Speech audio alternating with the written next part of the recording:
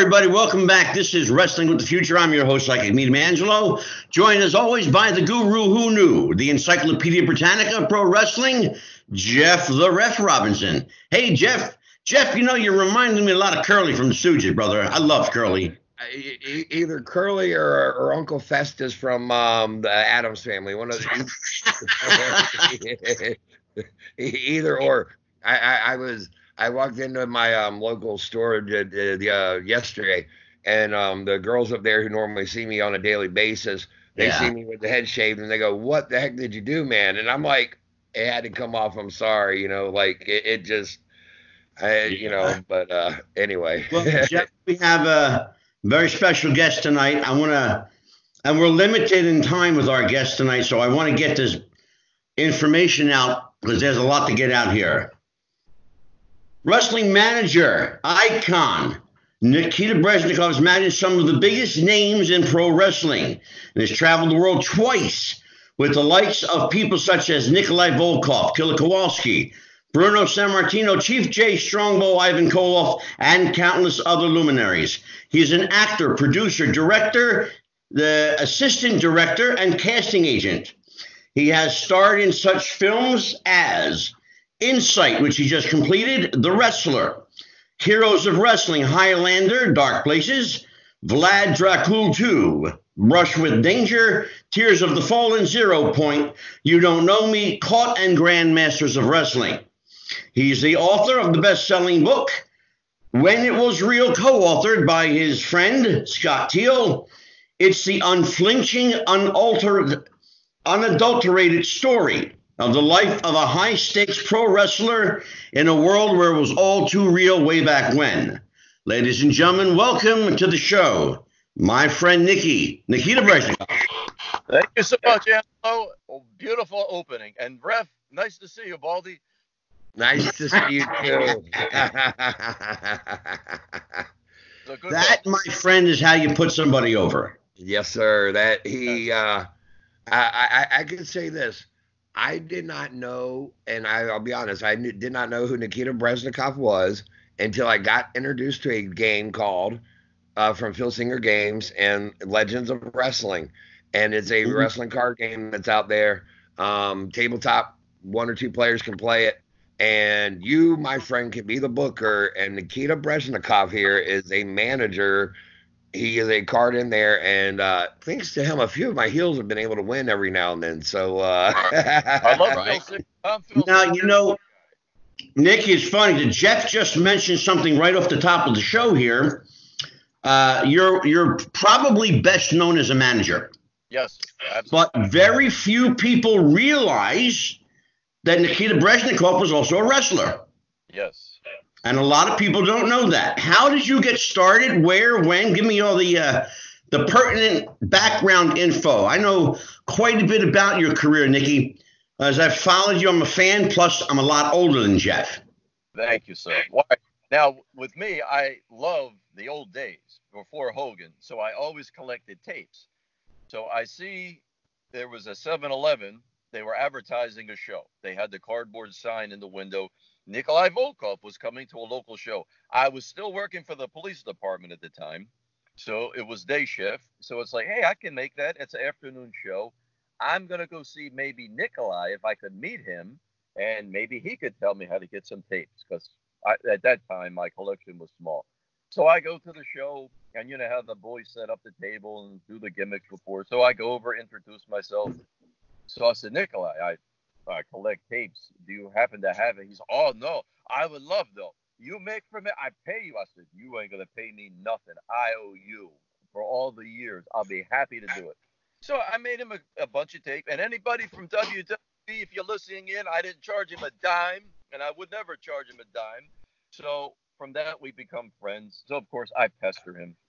Nikolai, I want to get into business. You know, he's like, no, you have a good job. We all get hurt. So I was persistent. So then one day we were working together.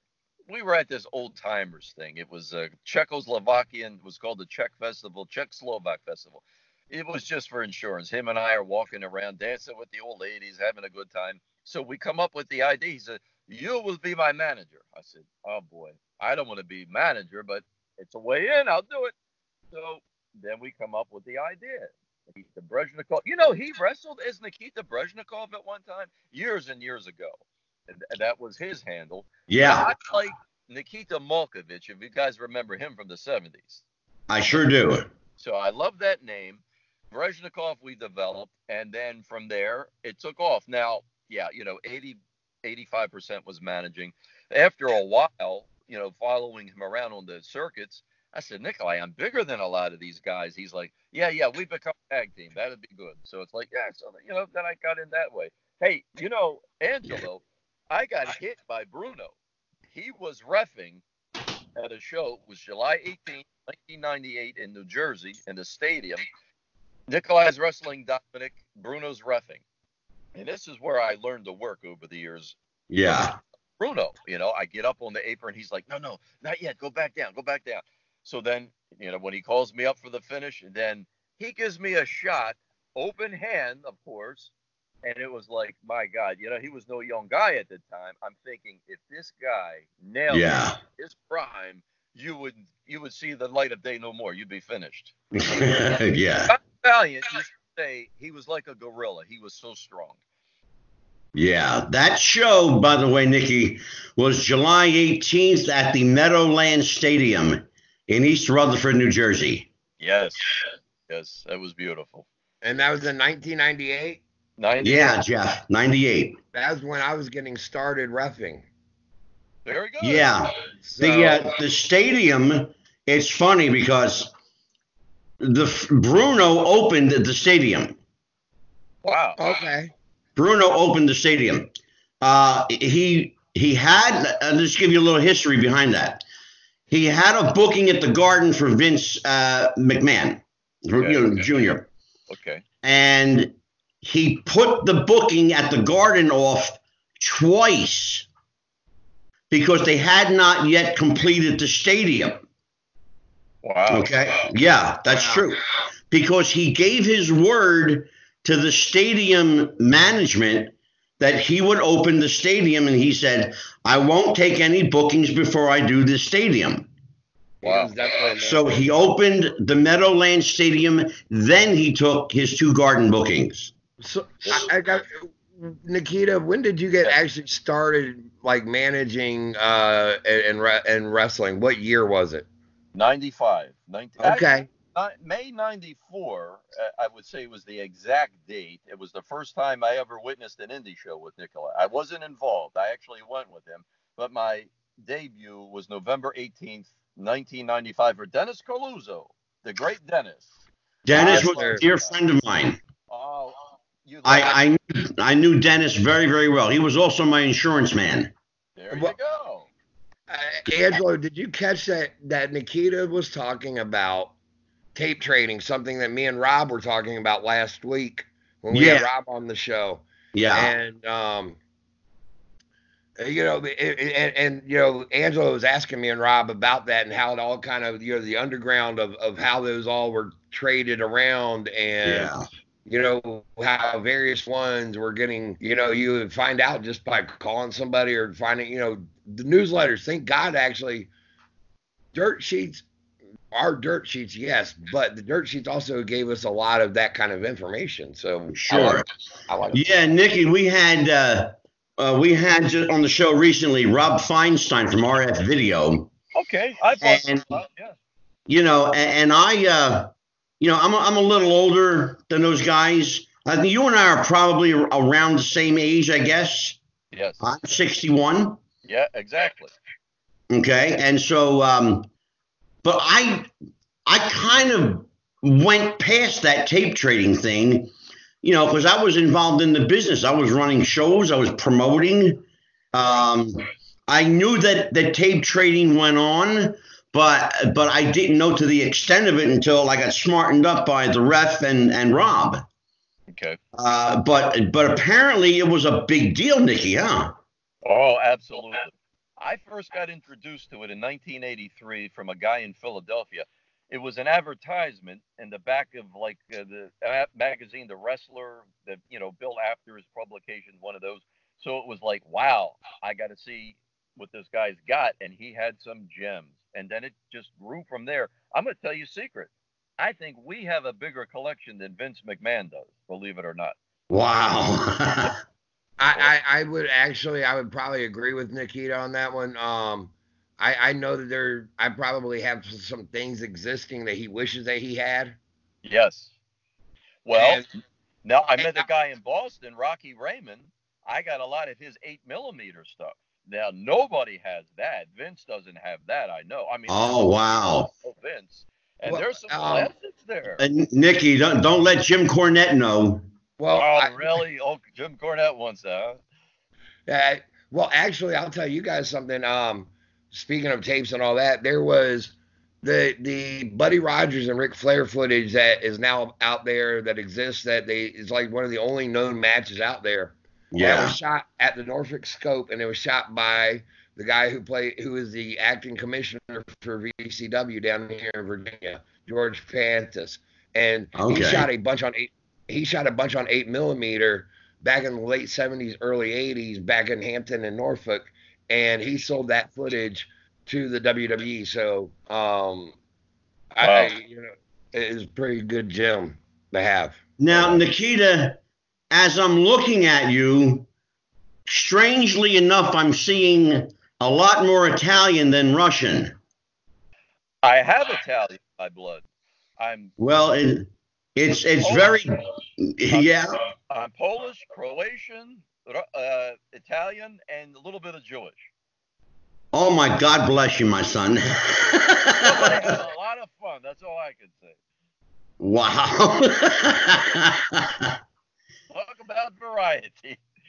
So we talk about a time that you started when, by and large, for the most part, kayfabe was still being practiced.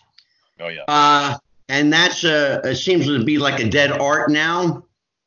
But Jeff and I had a conversation, I guess about a week ago, Jeff. Yeah, right around. And we were talking about the slow but progressive return to kayfabe in some form. Good. Do you think that it's dead in the water, or do you think it's coming back in some way? Not yet, because when I don't go to a lot of shows, but this past weekend, a neighbor of mine, he loves to see the local indie shows, and he wants to go with me. So I went. It was a good entertainment, very good show. Everybody worked their asses off. They did a great job. But you got the heels selling their gimmicks, at the intermission and before. It's like, no, that's not supposed to be. I know you want to make a couple of bucks, but if you're going to do the kayfabe, you're going to be the heel. Don't talk to nobody. You're not supposed to say hi, sign the autograph. You guys know how it works. But it's like, I don't see that yet. Nikki, is it true that back in the day that the heels were forbidden from selling their gimmicks? Absolutely.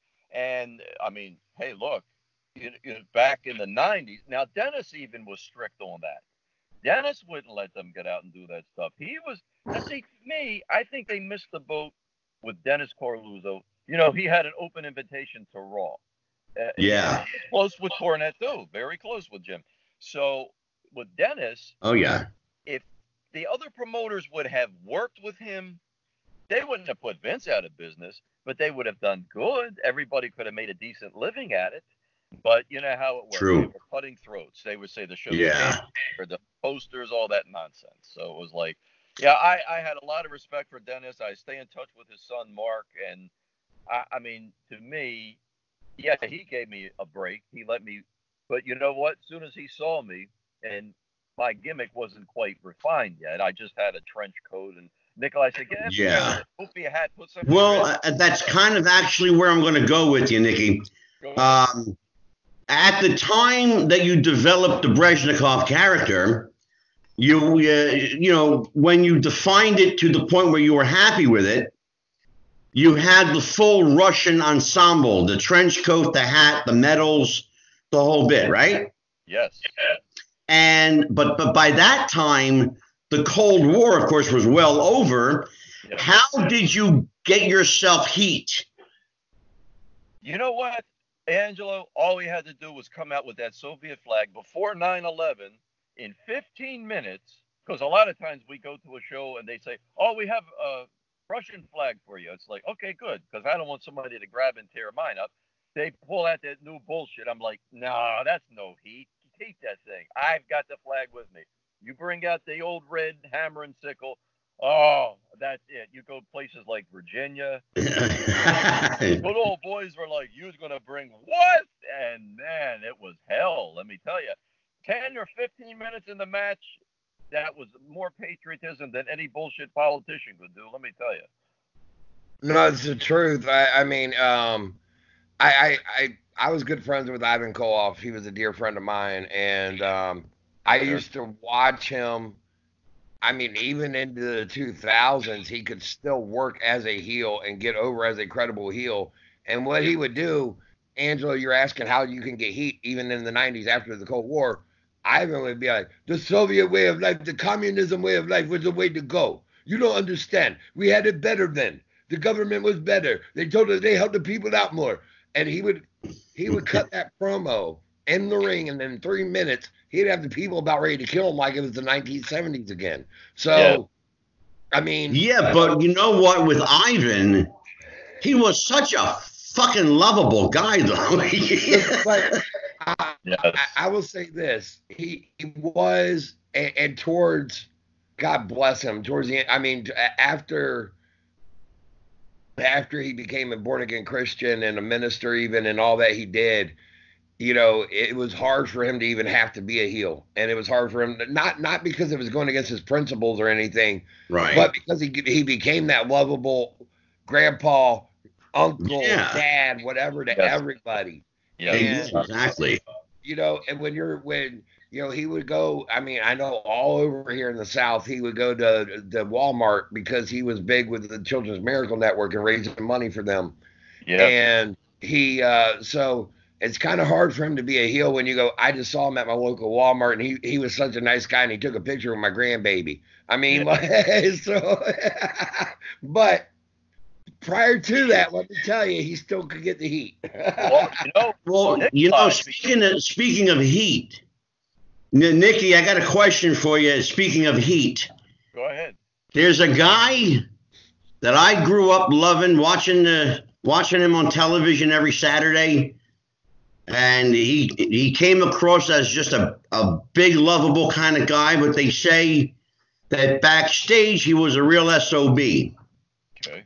Tell me about the real Chief Jay Strongbow. Ooh.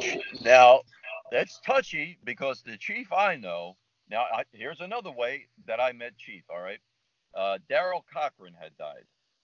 So Nikolai called down, and he had talked to the widow, and she said, oh, Chief was here today. So Nikolai said, oh, I don't have Chief's number. I don't talk to him for a long time, please. So she gave him the number. He calls Chief.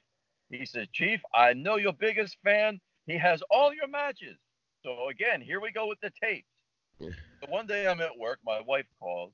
She said, you'll never guess who just called. I said, who? She said, the Chief. I said, yeah, get the hell out of town already. You know, she says, I ain't kidding you. The Chief called you. I said, wow. She said, I have his number. So I call him up. He's like, yeah, Nikolai said, you got my matches. I like to get them. I said, Chief? Oh, absolutely. So, again, I make a connection through the tapes. We become good friends. But see, now, like Nikolai, a lot of people did not like him because Chief was no bullshit behind the scenes. You know, he was all business. And they say he was, you know, like me, cheap, you know. And it's like, yeah, but you know what? I learned from all the old timers, Nikolai and Dominic DeNucci, people like that. Ain't nobody going to give you the money. You got to take care of it. It's not how much you make. Absolutely. Yeah, exactly. How much you keep is for sure. I got along good with Chief. He was kind-hearted. He would crack a joke once in a while. But I know a lot of the boys, they didn't like him. They say he was this, he was that. I was like, I don't know. I didn't know him in that capacity. You know? I think Chief's reputation as an agent, and because he was an agent, he got a reputation with a lot of the boys of being a stooge. And, and he was stooge them off back then. And because of that, that kind of didn't endear him to them. I mean, how are you going to? Well, we should say allegedly stooge him off.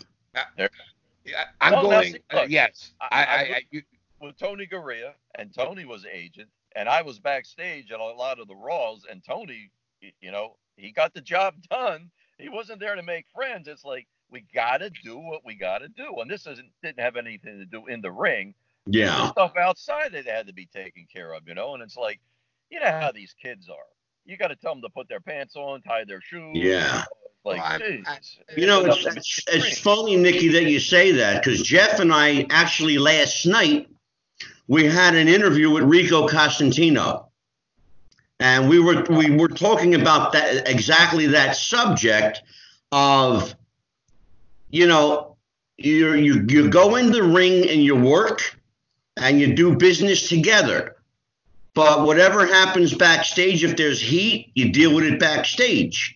How did the guys back in the day deal with personal issues backstage? Well, it was the same thing. You don't take it outside before the crowd or shoot on each other, because that's a quick way to get fired, without a doubt. It's like, hey, look, I need you tomorrow night. If you're going to go out there. Now, Nikolai tells me a story, and I won't mention the guy's name, but somebody was shooting on him in Florida, and he was new to the territory. So he took a couple of shots. Nikolai said, look, stop. Yeah, I know the story. Nikolai used to box.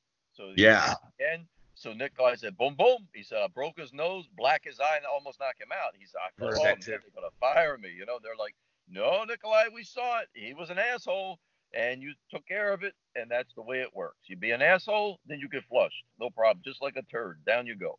Yeah. Go ahead, Jeff. Well, no, I've heard that story too, and actually, I can say this, and Ivan told me this, and he didn't tell me not to ever tell it, so I'm not telling tales out of tell, stories out of tale. But he was working Angelo Mosca Jr., and he said Mosca Jr. would get kind of reckless in there, and he would tell him, calm it down, kid, calm it down. And he would back him into the corner, and he would start laying in the forearms to let him know to calm it down some. Mm-hmm. And then he said if Mosca still didn't get the message, he said then he would punt him in the ribs a couple good times with the point of the boot to really get the message across of, you need to calm it the fuck down. Like, yeah. Well, Chief told me he gave Greg Valentine his name, the Hammer. When they had that feud going in '79 with the broken leg gimmick, he said Valentine was stiff, and he said, Greg, I ain't gonna work with you if you don't knock it off. They can see it, but they can't feel it. Take it easy, Yeah, exactly. Johnny Valiant verified that. He said he used to call me Dinky. He said, Dinky, they can see it, but they can't feel it. Lighten up. It's like, okay, Chief, okay. Now, I got a question for you. Your book that you wrote, you wrote that prior to getting into the business and from a fan perspective. Right, exactly. And that's rather an interesting take to have for a wrestling book out there these days. It really is. And kudos to you for doing that, by the way. Thank you. It was an endeavor. Thank you. Yeah, and I'll be honest, I wanted to pick me up a copy. I mean, I knew that you had written one, and now that we've had you on here and things like that, I do want to go pick it up because it seems like it's rather interesting to hear and read the tales of. I mean, you guys both of you grew up in a generation watching before I did, and as you said, it was more real back then. What do you think it is that you've now been to even a modern show in 2020? What is missing? What made it more real? And not just kayfabe. What made it more real to you as a fan? They touched us with 1 hour of television a week. That's all they had. In the middle, they would have a promo that would last maybe 7 minutes tops. That's all the time they had to get through. But they spoke to us. And when we went to the arena every month, not every 6 months, every month, they put out for us. And we connected with them. It's something you can't create. I post something almost daily. It's got nothing to do with the book because those pictures are not in the book. It's just got to do with a love of keeping it alive, because a lot of people have told me off Facebook in a private message, thank you for doing that, because it means so much to see that and remember it and get away from the politics and all the bullshit. So I keep that up. I keep the postings going. But Right. it comes up. I brought up the angle, and this has got nothing to do with my book because it happened in 1981 with Slaughter and Patterson. That angle, Loved it. like it was so much heat for Slaughter at that time. It was almost dangerous for him. And Yeah. when he hit Patterson with the chair, when they had the Cobra Clutch challenge, there was a fan that actually Mel Phillips almost screwed up the whole deal because he was. Oh, please. So when there's a cancer on the business. Dick Worley took the chair and put it on the side. He knew they were going to use it. Well, here comes Mel Phillips to take it. Dr. Zaharian stops him. This fan is watching, and he's pissed. Now, I watched it the other night on the anniversary of the show. This kid is pissed. He's like, and he's pointing. I don't know what he said, but he's pointing at the chair, and Zaharian's just like, yeah, whatever. So then when the Wizard goes to grab the chair, this guy comes out of his seat. He's almost grabbing the chair from the Wizard. But Slaughter got it when he hit Patterson. And that, you can't make that. You can make a man into a woman. Yeah. You can make a giant out of somebody that's 6'2", but you can't make people love or hate a character. It's coming from their heart. And we believed. And that was the thing, back in the day, and I think you put your finger on it, Nikki. Back in the day, you went to the show. They made you go to the show. Yes. They gave you a little taste on television. Yes. You could see Bruno on TV in an interview. But if you wanted to see Bruno wrestle, you had to go to the arena. Absolutely. Well, I mean, now we're vice versa, right? Today, the house show, unless it's a taping for closed circuit or for pay-per-view or for TV, it's just a garbage show just to wet your whistle.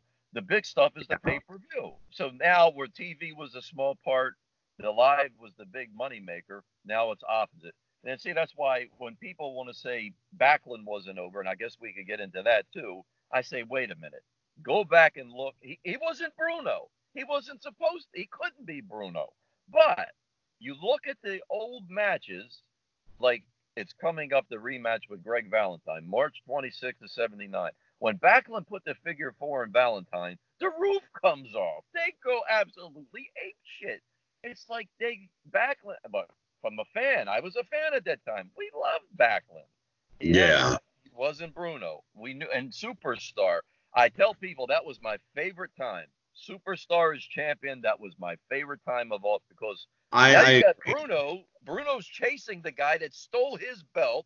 That was great heat. We loved that, and it was like to see all of the faces finally get a title shot. Oh, that was just magical, man. Yeah.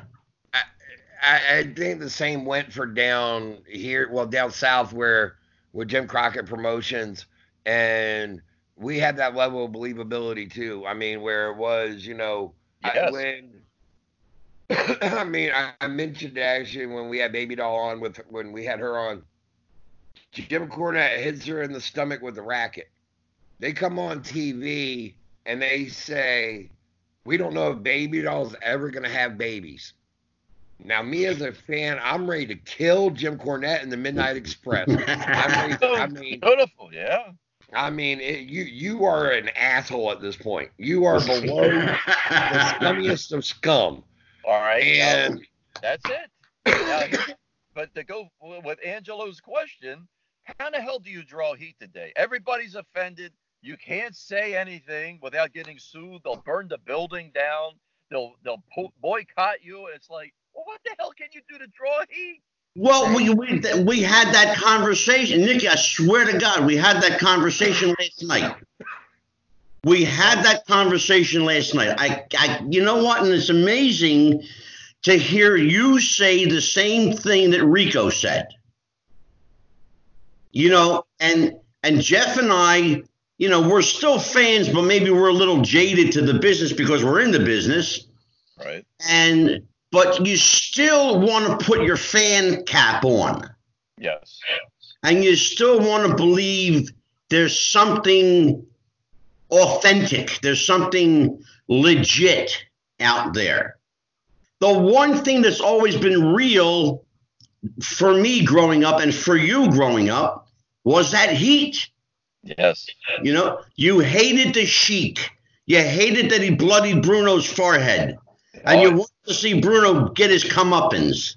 Yep. Yes. And beat the snot out of the Sheik. Yes. I wanted to see Dusty get the Horseman back when they broke his ankle in the Omni. I mean, it was.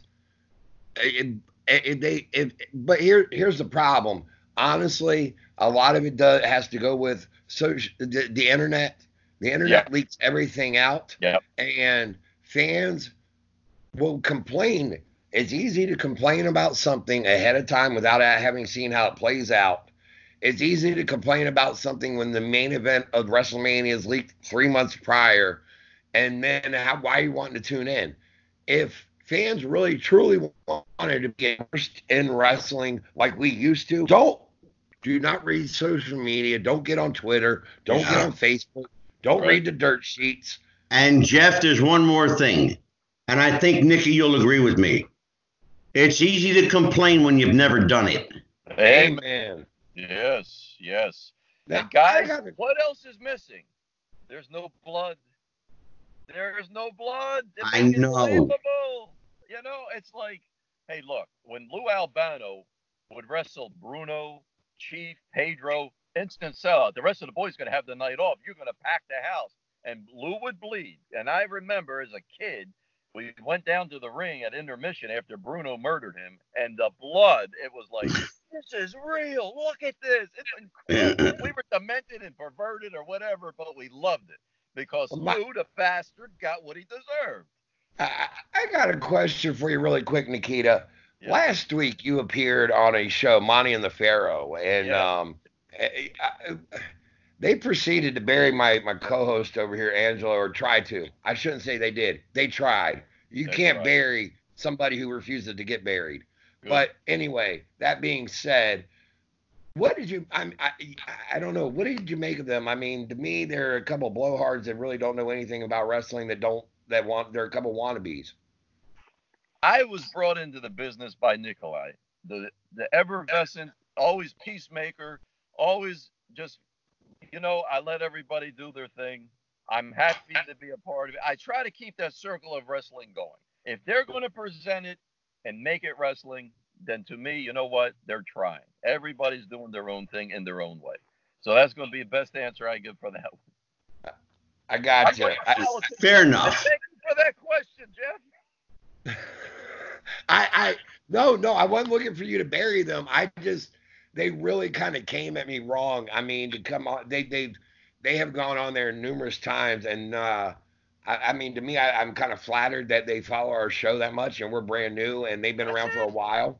So what do they always say? You know, like with the acting, oh my God, it's been buried 100 times by critics and things like that, and they say, you know what? They're talking about you. That's good.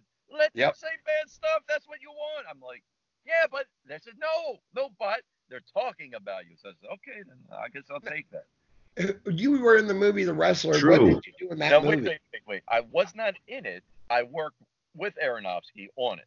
The very first meeting, I was there with Nikolai, Johnny Valiant, Evan Ginsberg, and Scott Franklin, the other producer. So Aronofsky was like, what is this? I don't know anything about this world. So we worked with him behind the scenes doing things. I worked with their first writer, for about a year. So we were going to be in it, but then it was like, I don't want to do wrestler, actor. That would kill it.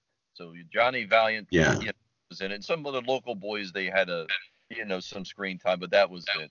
It was like, I enjoyed the show. Well, I mentioned at the top of the show, Nikki, that you are an actor, a writer, prolific writer, a producer. You've been involved in wrestling and film entertainment, television, of course, and you're a natural for TV. You just got that heelish face about you that you're the effervescent bad guy that everyone loves to hate. Especially women. I've been married 4 times. I have survived 3 divorces, so I'm a tough son of a bitch. And I always like to give that message: get your prostate checked, the blood test. That's what saved me. They caught it early. I still had to have the big surgery, but thank God I'm still here 18 years later. So please, to all the men out there, get the prostate check, the blood test. I know everybody's worried to go bend over the table. We hate it, but that's too late. You don't want them to feel the prostate enlarge. You want them to catch it in the blood as soon as they can to see the cells. Then you get the treatment. So yeah, I've survived prostate cancer, 3 divorces, wrestling, 27 years, Baltimore City Police. I mean, yeah, I've been around the bend. You have a film that's just completed. The release date, I believe, is supposed to be either later this year or early in 2021. The film is called Insight. No, it better be 2020 because this thing's been going on for. Now, the person behind it, Livia Chung, even though it's spelled Zheng, it's pronounced Chung. Dear friend, I met her at the University of Washington. We kind of grew in the industry together because Brush with Danger, that was the biggie. Yeah, I'm going to talk about that. That's the biggie because that one, it was going to start out as a short. We didn't think it would grow, but then she kept getting donations or investors from Indonesia, all different places. Yeah. She said, she always calls me Nikki. She said, Nikki, we got budget for a full-blown movie. So it's like, let's do it. So when she moved out to LA, she went to USC Film School. So she had access to the big lab. It's not just what you do. It's how you edit the thing and how you put the color, the sound. She made it look beautiful. So we shot a lot on location in Seattle. The rest we did in Hollywood. And I mean, the mansion, we were in Hollywood because the street led up to the Greek Theater. We were neighbors with the Hollywood Bowl, Griffith Park. So, yeah, we were right in Hollywood. We were in the running that year with the Oscar. We were top 300. Yeah, I remember. Yeah. Brush with Danger was a film that I think, as an actor, put you on the map, for real. Yeah, oh, absolutely. Yeah. Yeah, because, and I should point out to people, and this is a shoot, you have no formal acting training per se. It was wrestling. That was it. Because that's how it started. We would do documentaries. And one guy come up to me one day and he said, those are acting credits. I'm like, who gives a shit? I don't do no stupid acting. I do wrestling. And he's like, hey, you goof, it's the same thing. And I'm like, is that your real name? I'm like, well, okay, I guess you got me there, but so what? What am I going to do? But then somebody came in Baltimore, a local person. They were doing a movie called Terror in the Pharaoh's Tomb. And it spoke to me because it was a horror movie. But they had Lugosi, Lon Chaney Jr. They did it black and white, and they got the rights to put their clips into it. So I said, oh, man, I love that. I'm going to do it. Yeah. So that was a neat experience. And then that got me. Then The Wrestler. So that's what got the bug. And then when I moved out to Washington State and I met Livia, boom, that was it. I was going full blown at that point. I learned a lot. I was part of a local for Baltimore. For one season, I was a co-host for Top of the Morning. It was a local television show. So I know about that. Yeah. It's not. So go ahead. Yeah, the new film Insight. I haven't. I know that it's just completed.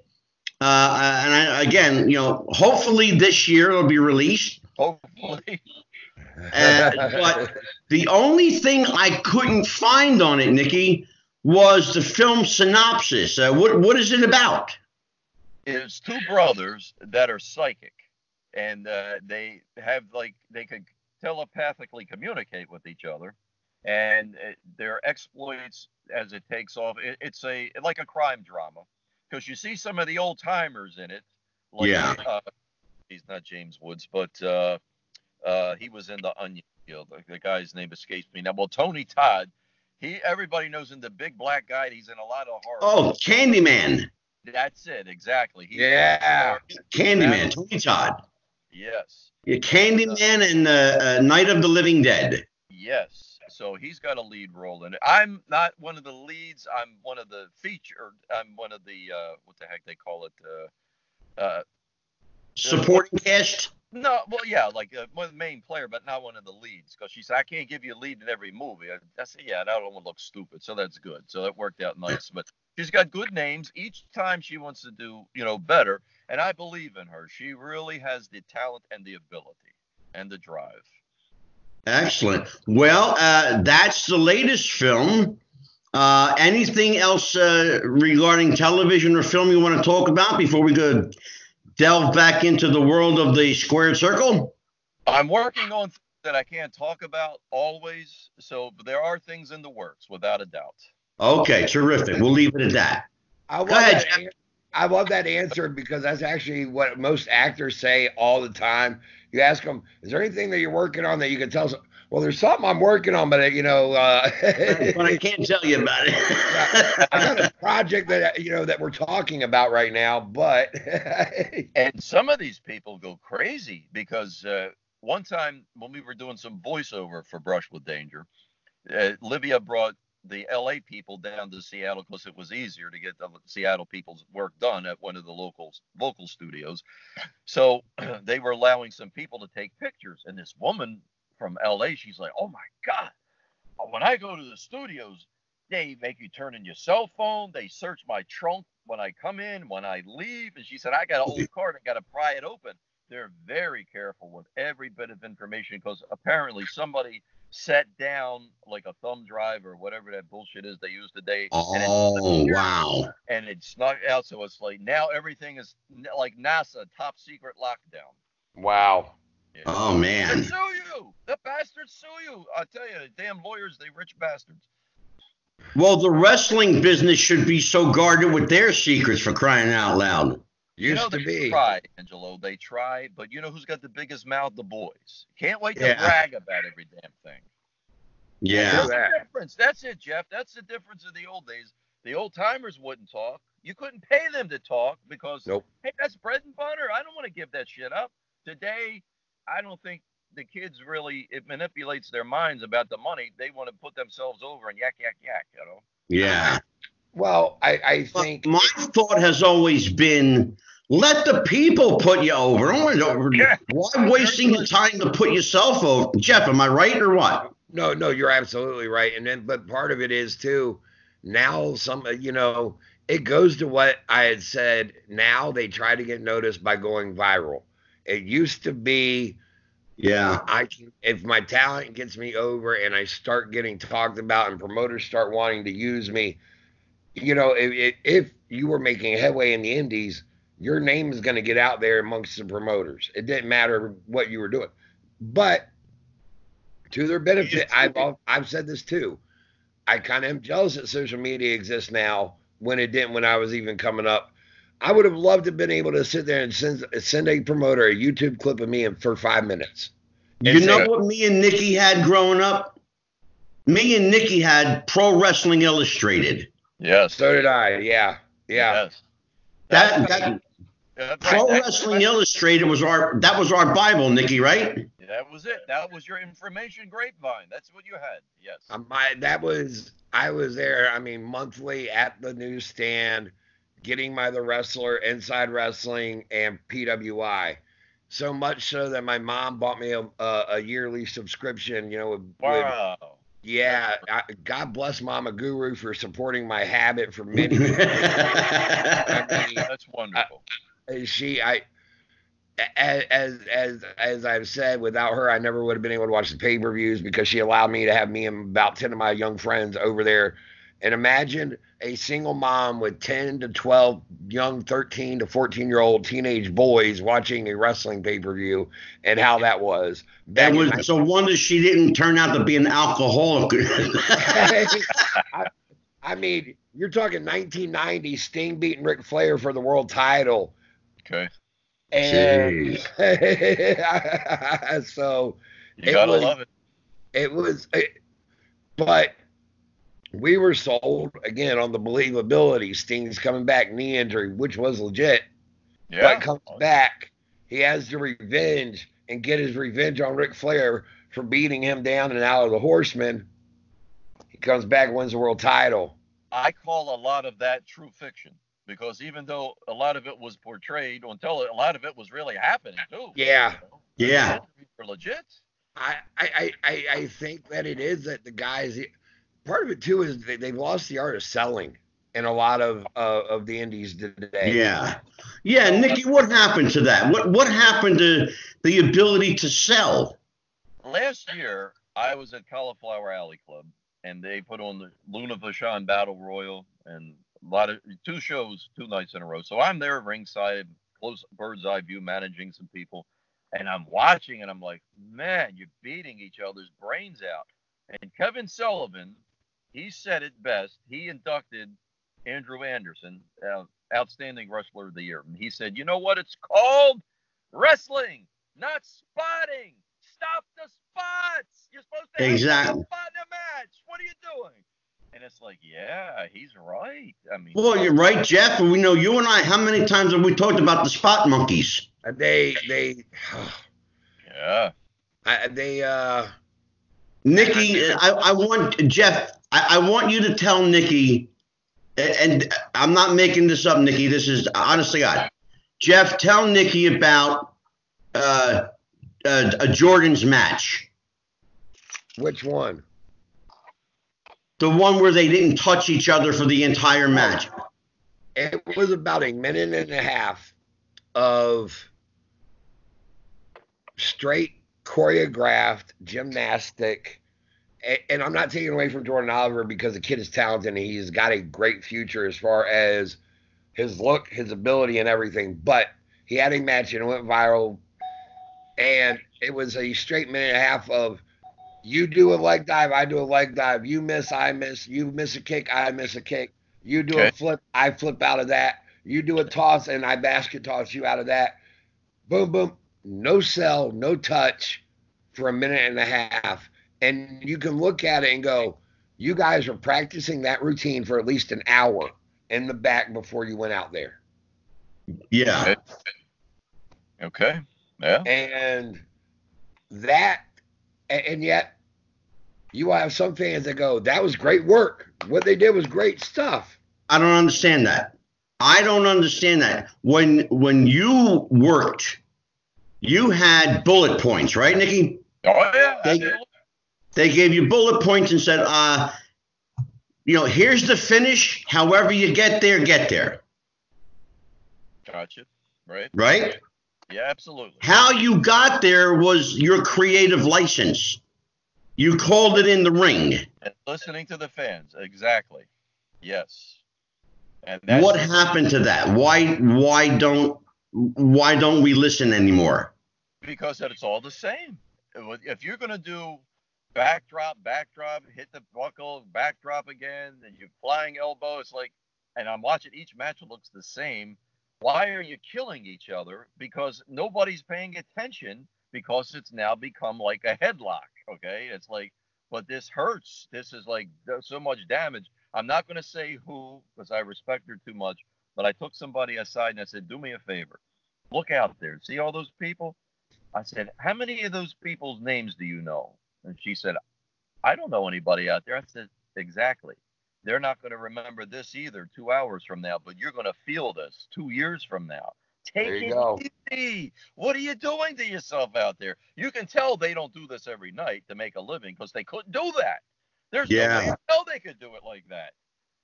I think that they hope that they are going to, it's again going viral. They hope to get that viral, sensational video.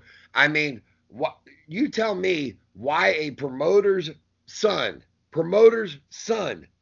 you heard me right, Nikita, a promoter's son is taking a dive from a second floor of a mall into the ring.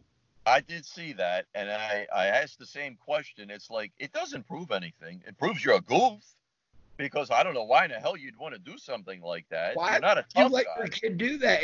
I'm sorry. I'm a 42-year-old man. If my 20-year-old son, if I had one, came to me and said, hey, Pop, I want to go climb on top of the second story of the building, and I'm going to come die. No, I want you alive, son. I'm sorry.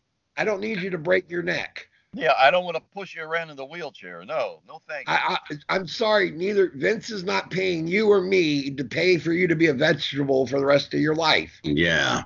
No. Absolutely. Well, Nikita, my friend, Yes. I have to bring you back for a second part of this. I know we have to let you go tonight. I want to thank you for spending the time with us that you did. I know you have to go. I love it. When we can do this again, I'd like to bring you back for the full deep dive. Okay. Can we do that? Absolutely. Please. Thank you so much. Everybody, Nikita Breznikov. Thank you, Nikita. It's been a pleasure having you. Yes. Yes. Don't forget it. It's on crowbarpress.com. The great Scott Teal. If it wasn't for Scott, I couldn't get it done. And Absolutely. Scott Teal's helped author quite a few books. For sure. So, we like Scott here. Yeah, I was going to say. Yeah, we like Scott. If you're a wrestling fan and you're wanting to learn your history, like the guru here, start reading some of Scott Teal's books. Absolutely. Nikki, thank you so much, brother. Thank you so much. My pleasure, guys. До свидания. Take care. Have a good one, Nikki. All right. That was great. That was awesome. That was great. Nikita Breznikov. Well, I'm going to tell you what. I wish that Nikki had a little bit more time to spend with us, but I'm thrilled that we got that much from him. But we will definitely hit Jeff, have him back again for sure. No doubt. He seems like like a lot of our guests, humble, enjoys the business, loves it. I was thinking, Jeff, I was thinking last night when we went off the air, we were talking to Rico about his humility. Yeah. And I thought to myself, we've been really, really fortunate on this show to have some of the nicest people in the business. Let's talk about some of the guests because you and I, it's been a while since it's just been you and I. We've had a guest on. You realize this, that we've had a guest on every show since our third show? It's insane and incredible to think about that we've been doing this since September, Angelo, and we have had a guest on literally every show since our third show went. Sometimes 2-3 shows a week we recorded. Here lately it has been, and in my case 4 when you count me a Mike's roundtable. So roundtable for sure, yeah. Because people can't get enough of the guru. No, you were saying our guests that we've had on, we've had Baby Doll, we've had Jimmy the Boogie Woogie Man Valiant, we've had Evan Ginsberg, we've just had Nikita Breznikov, we've had Casey Carlisle, we've had Princess Victoria, we had Sherry Martell's childhood best friend, Kathy Fitzgerald, so many, Rob Feinstein, and of course Rico, who we've done a 2-parter with. I don't think that there's been anybody really that. Oh, and Jack Victory, of course. Our very first guest, actually, Jack Victory. Yeah, Jack was our friend, and we did a 2-parter with Jack too. Yep, C.W. Anderson. C-Dub, yeah, absolutely, for sure. Very soft-spoken guy, very humble. Yep. The guy wrestled all over the world. You would held never know, championships. Yeah, you would never know that half of them have accomplished what they have done in the business. Right. And it's like what I had said off the air, and I'll say this, and maybe Rico will go back and hear it, or we can play it for him. But honest to goodness, I don't think that Rico, even Baby Doll, even Boogie, I don't think that they realize the lives that they touched across the world. Yeah, and for sure. Especially in this day and age with YouTube. And you can go back and you may find somebody that you really were interested in and go back and start finding clips of theirs. And, I could be a kid in Australia watching Enrico Constantino. Yeah. Absolutely. It's amazing. It's remarkable where this show has come. Yeah. And we're not finished yet. We got a lot more to do. Oh, we will continue to put on the content, put it out there, let everybody, Yeah, we've got some really super guests coming up. We've got, of course, everyone knows Bruiser Brody. but very few people know Mrs. Bruiser Brody, Barbara Goodish. She'll be with us talking about Bruiser, and the guy she knew as Frank and dad and husband. We'll have one. I know one of your favorites because he left a permanent imprint on your chest. Wahoo McDaniel. His wife Karen McDaniel will be with us, and she is. I will tell you right now, folks. Karen McDaniel is a character. That one, from all indications, we may have to say children do not listen to unless your parents are around. Put a parental advisory. Yeah. But yeah, for real. We do not hold our guests back, and we let them express themselves any way they want to. So, speaking of which, we will have Evan Ginsberg.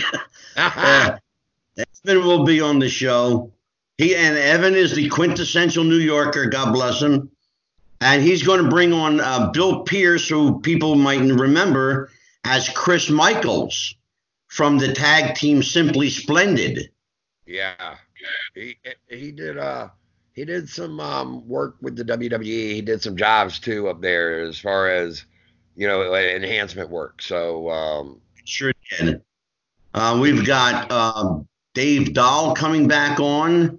Yeah, we got a whole show coming up dedicated to female referees.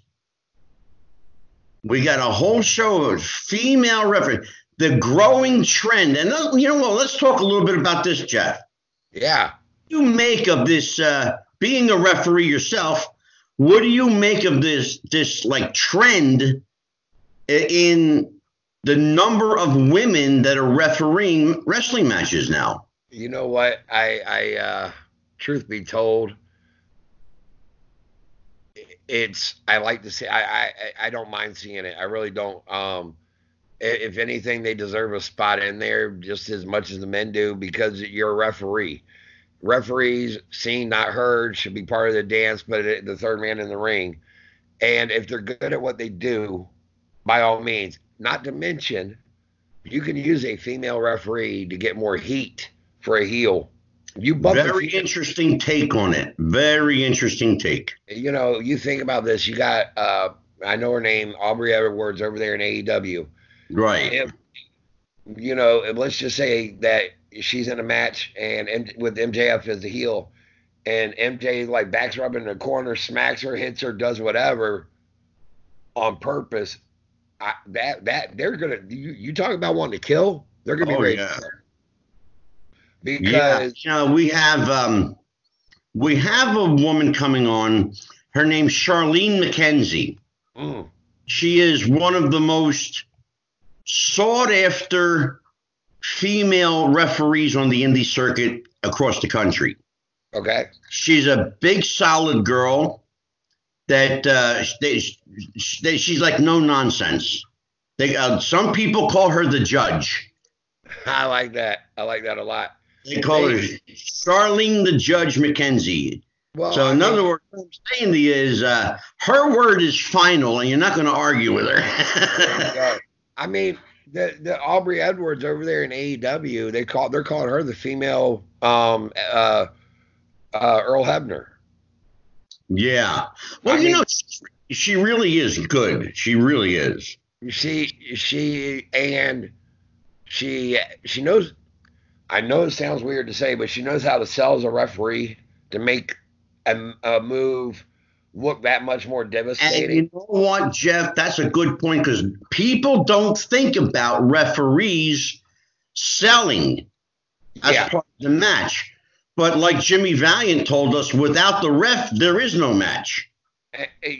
And she knows how to. You can interject yourself into a match as a referee. There really is an art form to being a referee, and not everybody can do it. And I think there's what's also something that's wrong on a lot of independents. Not so much anymore. It used to be this way. It used to be referees are a dime a dozen, buddy. Anybody can referee. Okay, fine. You put Junior there in a pair of shoes, pair of pants, and tell him to go referee and look like crap. Yeah. Go ahead. Be my guest. Now, I'll say this. As a male referee, my machismo may get the best of me if I'm told Susie Q has the main event and you don't tonight. Right.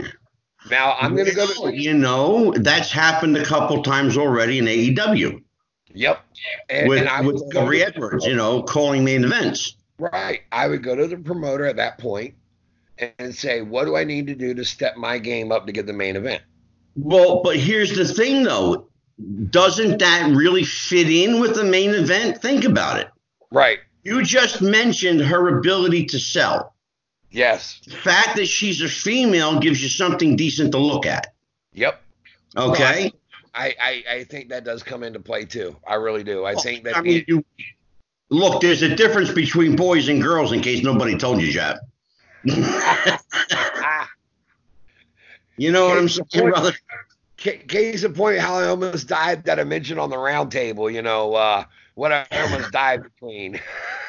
Yeah, by the way, I have a little question for you. I saw your episode of the round table. Go ahead, brother. You and Mad Mike are never permitted ever again to attend a rock and roll concert. You're never allowed to go to another concert again. And thank God they did away with festival seating. Oh, no, that I agree with. I mean, that actually got to the point where it was getting dangerous for a lot of people back in the day. Oh, I was going for a shoot in Ohio. 7 people died in a festival seating rush to the door. They trampled to death. It got to a point where actually a lot of states had outlawed it. Virginia was one of the last few to outlaw it. And I mean, you know, it was bad. You're right. They you know, like me and Mike talked about, they bum rush a stage and you don't know what's coming. And if you've never been, Jack, you better move back. I mean, Ohio was the first place to outlaw it. New Jersey was the second. Okay. Wow. They did away with as soon as those people were killed in Cincinnati. They right across the board. New Jersey said, "Nope, we're done with that. Take it off the books. It's paid admission seating only. That's it."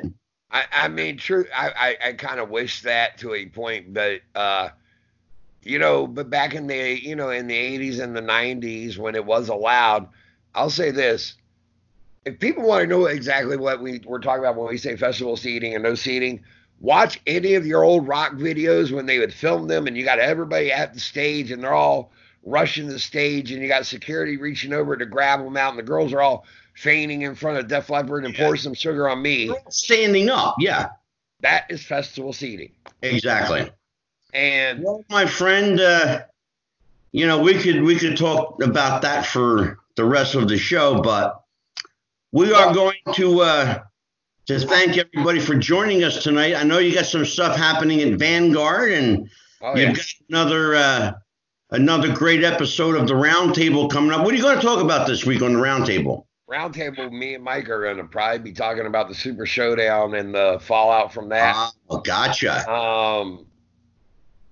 The fact that WWE is about this close to making the ref not want to watch them anymore. All right, don't tip the hat, ref. Don't tip the hat.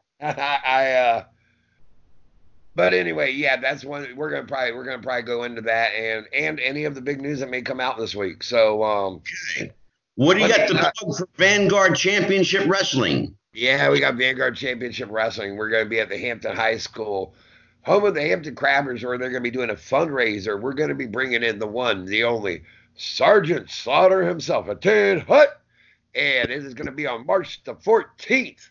Over there at Hampton High School. You can go to vcw-wrestling.com. You can buy your tickets there. Or go to Vanguard Championship Wrestling on Facebook. Look them up. Find out how to get your tickets over there.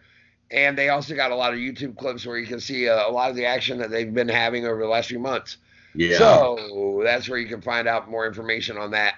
And, of course, you can listen to me and Mad Mike on the Wrestling Roundtable, found here on Wrestling with the Future. Anywhere you see Wrestling with the Future, you'll see the Wrestling Roundtable. Absolutely. And they can reach Jeff on Twitter at Jeff Rob. Go ahead. Jeff Rob 41977. You can find me over there on the Twitter link. There you go. See, I had to give you the Iggy on the Twitter, but you were going to zip right by your Twitter. I was. I apologize. That's why you need me. The old man still has a little something to contribute here. Speaking of which, if you want to see the ref and myself in person, the place, the date, and the time are April the 11th in Philadelphia, PA, at the 2300 Arena, the old ECW Arena. We will be there for Icons of Wrestling with Rob Feinstein, with Kurt Angle, and whoever the hell else decides to show up. But we will be podcasting live. We will have our T-shirts available for sale, and they're actually on sale now. Wrestling with the Future T-shirts come in large, extra large, and 2X, and a very special one for the ref. That was their gift to us. And you can find Wrestling with the Future everywhere podcasts are available, which is Podbean, Podbay, Stitcher, Google Play, Spotify, iHeartRadio, iTunes, YouTube, anywhere Facebook, you can download a podcast. Anywhere we're God Almighty, we're everywhere. We really are. We're everywhere. Speaking of Facebook, we have our dedicated Facebook page. It's facebook.com/Wrestling with the Future. All of the videos that you see here are uploaded to Facebook and YouTube, so there's no excuse not to see us. You can find us on Facebook and YouTube. We are now available on Podbay FM Radio. That's our new one, Podbay FM Radio. Yes, sir. And you don't even need a satellite to get it. There you go. And so thank you to our friends at Podbay. Let's see what else I got. Oh, I got our Twitter is at Wrestling Future. As I mentioned last night, we're putting an Instagram together. Yep. It'll be Wrestling with the Future Instagram. It's not up yet, so don't bother looking for it. Jeff's about to choke on his cigarette here. That was very funny. It's not up yet, so don't look for it. And we want to thank everybody for nearly 400,000 downloads. We're not there yet. We're just shy of 400,000. Jeff, can you imagine that? Think about that. And you know what's crazy is that's just on Podbean. That's just Podbean, yeah. Yeah. So when we make that announcement, that's just on Podbean, everyone. That's not everywhere else. Yeah, that's not iHeart or iTunes or Spotify. No. Yeah, it's look, if Monty and the Pharaoh are singling you out, you're doing something right. So there you go. I like Nikki said, kudos to Monty and the Pharaoh. God bless you, and thank you, boys. Keep it up. Keep up the good. Hey, keep putting us over. Go ahead. We love it. Put us over to the moon. We'll love you. Yep. I won't watch anymore, but I'll still love you. Yeah. Hey, we may think you're SOBs, but doesn't mean you can't put us over. Go ahead. We love you for it. You know, y'all may be pieces of trash, but go ahead, talk about us. We don't care. Y'all may be pieces of garbage, but we don't care. You know why? Because we are bigger, we are better, we will be always there for our fans. Unlike you guys, we're going to be around in 2 years. We're not filming this from our mama's basements. We're not paying our best friend to do this. We're not paying our guests to come on our show. We actually have guests coming to us asking to come on our show. And that's huge. That are booked 3 months out. Because that is who we are. So Monty and the Pharaoh, you guys can kiss my big white ass. Because you know what? You guys pushed it. You guys want to put us over, that's cool. You want to call us out, that's fine. Hey, you know where we're going to be? We're going to be at the Philadelphia Arena. He's already said where we will be. We'll be there in person. Go ahead, show up. I'll be there. I'll be there. You'll be there. Hey, have a good one, folks. I love when the ref gets fired up. God bless him. I love my fans. When you get like that, you remind me of an old Southern preacher, bro. I'm sorry. Got the fire and brimstone coming out of the ref. Well, you don't push me. A really good show. I tell you, we've done 3 shows this week, ladies and gentlemen, and it's been a long week for the ref and I. Yeah. It's been a longer week for the ref because he cranked out 2 ref roundtables this week. Yeah. So it's been a long. I've been putting the ref on overdrive. Time to take a breather over the next few days. Yeah. Well, folks, for Jeff the Ref, the Guru, I'm Psychic Medium Angelo. Thanks for stopping by. Happy wrestling, everybody. Take care. Bye.